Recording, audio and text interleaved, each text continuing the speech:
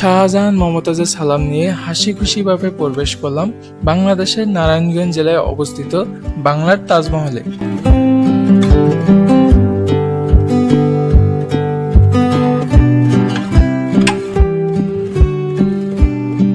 এই সুন্দর তাজমহলটি বানানো হয়েছে একজন স্বামীর স্ত্রীর প্রতি ভালোবাসার প্রতীক হিসেবে। বাংলাদেশের চলচ্চিত্র নির্মাতা আহসানুল্লাহ মনি তার স্ত্রীর প্রতি ভালোবাসার নিদর্শন তৈরি করতে গিয়েই বানিয়ে ফেললেন এই অসাধারণ বাংলার তাজমহল। ভারতের আগ্রার তাজমহলকে অনুসরণ করেই বাংলাদেশে তৈরি করা হয়েছে এই বাংলার তাজমহল, যেটাকে দ্বিতীয় তাজমহলও বলা হয়ে থাকে। তাজমহলের সৌন্দর্য বৃদ্ধি করার জন্য তাজমহলের সামনে রয়েছে সুন্দর ঝর্ণা ও সারিবদ্ধ ফুলের বাগান। ভালোবাসার নিদর্শন যে এতটা সুন্দর সেটা আসলে এই বাংলার তাজমহল না দেখলে কিন্তু আপনারা বুঝতে পারবেন না। কারণ ভালোবাসা যেমন সুন্দর, এই তাজমহলটা কিন্তু ঠিক তেমনই খুব সুন্দরভাবে তৈরি করা হয়েছে। ভালোবাসার এই অমূল্য যে কৃতি, সেই কৃতি অনুসারেই এই তাজমহল তৈরি করা হয়েছে। বাংলাদেশের মানুষ যাতে দূরে না গিয়ে নিজ দেশের মধ্যেই তাজমহল দেখতে পারে, এই জন্য আহসানুল্লাহ মনি 2008 সালে এই বাংলার তাজমহল নির্মাণ করে থাকেন। তার মানে কি মমতাজের ভালোবাসা সত্যি ছিল না? যদি মমতাজের ভালোবাসা সত্যি হতো তাহলে এই কাঁঠাল থেকে যাওয়ার কথা। কারণ ভালোবাসায় তো ভালোবাসার গরমেই তো কাঁঠাল থেকে যাওয়ার কথা, কিন্তু ভালোবাসা কিন্তু কাঁঠাল কিন্তু থাকে না। কিন্তু সেই শাহজাহান মমতাজের যে তাজমহল, সেই তাদের যে তাজমহল, সেই তাজমহলের অনুকূলেই তৈরি করা হয়েছে। যদিও এটা আসল তাজমহল না, কিন্তু হুবহু এটা তৈরি করা হয়েছে যাতে বাংলাদেশের মানুষ দূরবর্তী স্থানে যায়, যেমন ইন্ডিয়া না গিয়ে যাতে বাংলাদেশের তাজমহলে ফিল পেতে পারে, সেই জন্য কিন্তু তাজমহলটা তৈরি করা হয়েছে। যে ভালোবাসায় ইতিহাস হয়ে যায়, সেই ভালোবাসাকে ছুঁয়ে থাকুক অপরূপ এই বাংলার তাজমহল। তাজমহলের পর এবার আমরা চলে এসেছি রাজমহলের পিরামিডে। তাজমহলে প্রবেশ করার সময় যে 200 টাকার টিকিটটি কেটেছিলাম, সেই টিকিট দিয়েই এই রাজমহলের পিরামিডে প্রবেশ করলাম।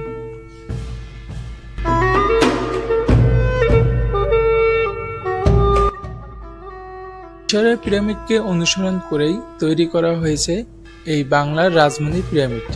তো পিরামিডের ভেতরে প্রবেশ করা যাক।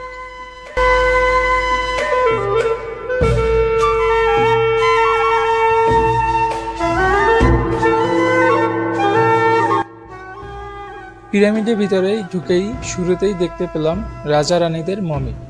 এই মমিগুলো তৈরি করা হয়েছে মিশরের যে পিরামিড, সেই পিরামিডের ভিতরে যে মমিগুলো রয়েছে ঠিক ওইরকমটাই দেখতে তৈরি করা হয়েছে, যাতে বাংলাদেশের মানুষ মিশরের পিরামিডের ভিতরে যে মমিগুলো রয়েছে সেই মমিগুলো দেখতে কেমন সেইগুলো যাতে ফিল করতে পারে, সেই জন্যই এই মমিগুলো এখানে সংরক্ষণ করা হয়েছে।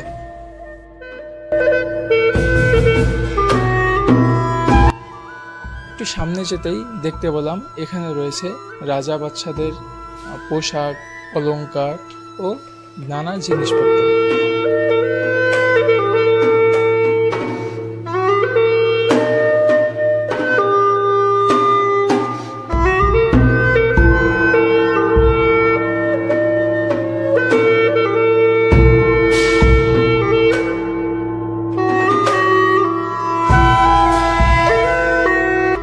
হঠাৎ চোখে বললো এখানে রাজা বাদশাদের মণিমুক্তা থাকার কথা, কিন্তু সেখানে কিন্তু একটিও নেই।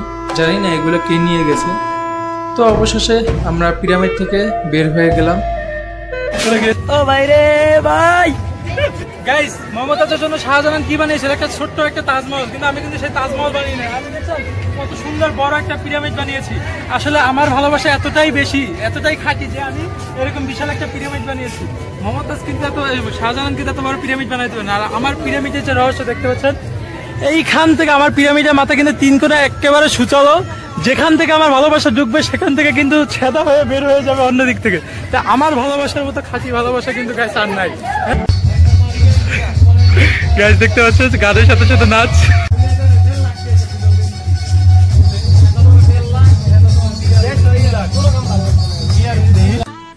তো গাইস, রাজমহলের পিরামিডের পর এখন আমরা চলে আসলাম রাজমহলের যে ফিল্ম সিটি রয়েছে সেই ফিল্ম সিটিতে।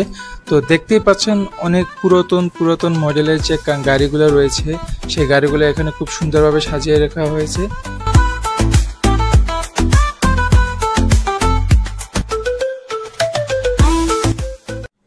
রাজধানীর ফিল্ম সিটি এই জায়গাটা খুবই সুন্দর, যেখানে দাঁড়িয়ে আপনারা সুন্দর সুন্দর ছবি তুলতে পারবেন এবং ঠিক তার ডান পাশেই রয়েছে সুন্দর একটি শিশু পার্ক, যেখানে বাচ্চাদের সুন্দর সুন্দর রাইড রয়েছে।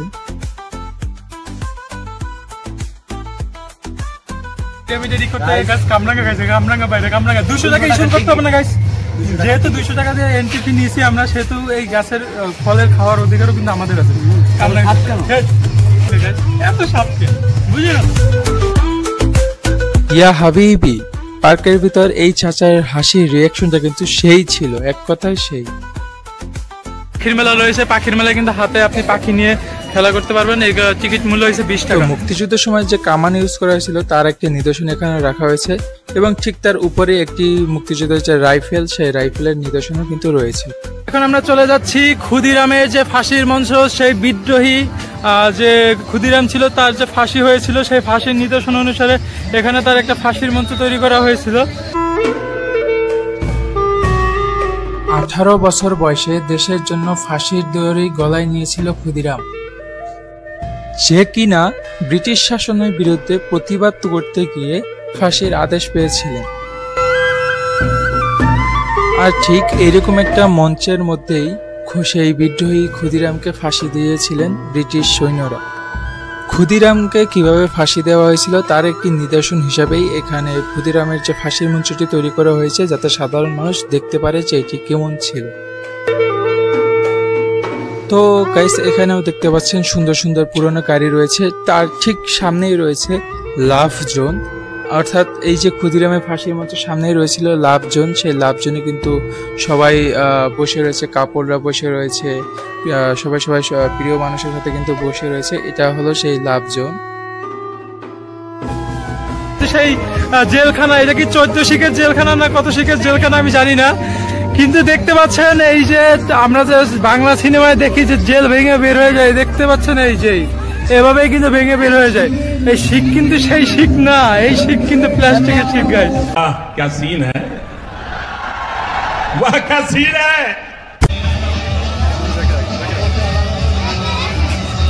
মিস্টার সিয়াম সাহেব, আপনাকে কিসের অপরাধে আজকে কারাগারে দাঁড় করানো হয়েছে আপনি বলুন। ভালোবাসছিলাম মমতাজকে। কি আরে বলুন কি ভালোবাসছিলাম মমতাজকে, সেই মমতাজকে আমি ছেকা দিয়েছিলাম ভুলবশত, সেই ছেকার কারণে আজকে আমি কারাবন্দী। সেই কারাগারে কাজ করে নিয়ে আসছে আমাকে। আর আপনি বলেন আপনি কি ফাঁসি চান? হ্যাঁ, আপনি বলেন আপনি কি ফাঁসি চান? ফাঁসি চাই। कैसा लगा मेरा मजाक স্মার্ট ফাঁসি বলতে কি রকমের বোঝাতে চাচ্ছেন আপনি? যে আমি ফাঁসি দিলে কিন্তু আমি মরবো না, এরকম একটা ফাঁসি চাই। मारो मुझे, मारो मारो मुझे, मारो मारो नहीं, ये मजाक हो रहा है, एक सेकंड यार, मजाक हो रहा है। A few moments later. আমাকে ছেড়ে দে শয়তান, তুমি আমাকে কেন এই জেলের 14 শিখে জেলে মেরে রেখেছো? ছেড়ে দে শয়তান, আমাকে ছেড়ে দে, ছেড়ে দে।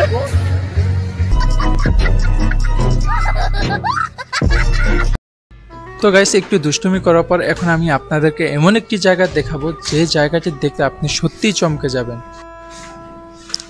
বেহুলা লক্ষিন্দরের বাসরঘর, যেখানে ভালোবাসা ছিল অভিশপ্ত তবু বেহুলা হার মানেনি, সেই গল্পের বাসরঘর আজও যেন কথা বলে। দেখতেই পাচ্ছেন এই বাসরঘরটি খুবই সুন্দরভাবে সাজানো রয়েছে, অনেক সুন্দর লাগে। আমি এরকম বাসরঘর আগে কখনো দেখিনি, এত সুন্দরভাবে সাজানো রয়েছে বাসরঘরটি। এই ঘর শুধু বাসরঘর না, এটা বাংলার প্রেম আর বেদনার ভেজা ইতিহাস। তো আপনারা এত সুন্দর বাসরঘর আগে কখনো দেখেছেন কিনা সেটা অবশ্যই কিন্তু কমেন্ট করে জানাতে ভুলবেন না। এখানে দেখতে পাচ্ছেন বেহুলার হাতে সেই যে লক্ষিন্দরের লাশ, সেই লক্ষিন্দরের লাশ নিয়ে কিন্তু বেহুলা দাঁড়িয়ে রয়েছে। তো এখানে দৃশ্যটা কিন্তু খুবই সুন্দর, সামনে কুমির রয়েছে এবং দেয়ালের আর্টগুলো কিন্তু খুবই চমৎকারভাবে এখানে আর্ট করা হয়েছে।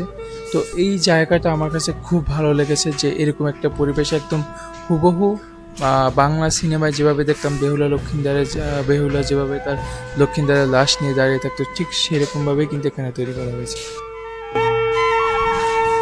রাজধানীর ফিল্ম সিটির এই জায়গাটি এমনভাবে তৈরি করা হয়েছে যেটা সকলেরই পছন্দ হবে এবং আমারও সবচেয়ে পছন্দ হয়েছে এই জায়গাটি।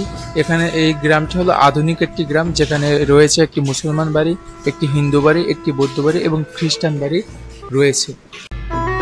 আধুনিক গ্রামের পর আমি আপনাদেরকে এখন এমন একটি জিনিস দেখাবো যেটা না দেখলে আপনি মিস করবেন বাংলার পূর্বপুরুষদের ইতিহাস। কিন্তু মুভিও চলতেছে।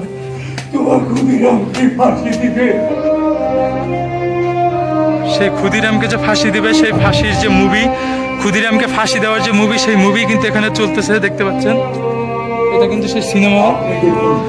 পরিবারের সবাইকে নিয়ে দেখুন বাংলার স্বাধীনতার ইতিহাসের একটি জীবন্ত দলিল, মুক্তিযোদ্ধা আহসানুল্লাহ মনি পরিচালিত ক্ষুদিরামের ফাঁসি।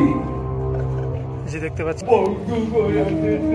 এই শয়তান কিংসফোর্ডের বিরুদ্ধে আমাদের রুখে দাঁড়াতে হবে। দেশ ছেড়ে তাদেরকে পালিয়ে যেতেই হবে। ইংরেজ সরকারকে তাড়াতে হবে এ দেশ থেকে। তুই কোথায় গেলি খুদে আমার ছাড়িয়া? ইংরেজ কিংসফোর্ড ও জমিদারদের কথায় আমরা কেউ খাজনা দেব না। My name is Kingsford. Rajmani complex প্রযোজিত পরিবেশিত মুক্তিযোদ্ধা আহসানুল্লাহ মনি পরিচালিত ক্ষুদিরামের ফাঁসি। বিদ্রোহী ক্ষুদিরামের ফাঁসিটি ছিল খুবই কষ্টদায়ক। তো সেটি দেখে এখন আমরা চলে আসলাম রাজমণির ফিল্ম সিটিতে। এই যে বড় বড় ক্যামেরাগুলো দেখতেছেন, আজ থেকে কয়েক দশক আগে বা অনেক বছর আগে এই বড় বড় ক্যামেরা দিয়ে কিন্তু মুভি তৈরি করা হতো। বাংলার যে চলচ্চিত্র, সেই চলচ্চিত্র নির্মাণ করা হতো। তো দেখতেই পাচ্ছেন। তো এরপর আমরা চলে আসলাম, বের হওয়ার পথে দেখতে পেলাম সেই কত সুন্দর সুন্দর অ্যাকোরিয়াম। সেই অ্যাকোরিয়ামে অনেক সুন্দর কিন্তু মাছ রয়েছে, মাছেরা খেলা করতেছে, সেটি দেখলাম।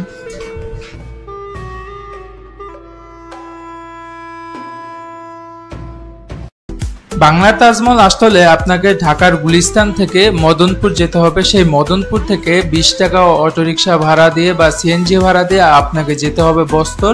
সেখান থেকে আবার 20 টাকা ভাড়া দিয়ে আপনি চলে যেতে পারবেন বাংলার তাজমহল। তাজমহল পিরামিড সম্পূর্ণ দেখা তো আজকে এই পর্যন্তই শেষ করছি। আর দেখা হবে পরবর্তী কোনো ব্লগে।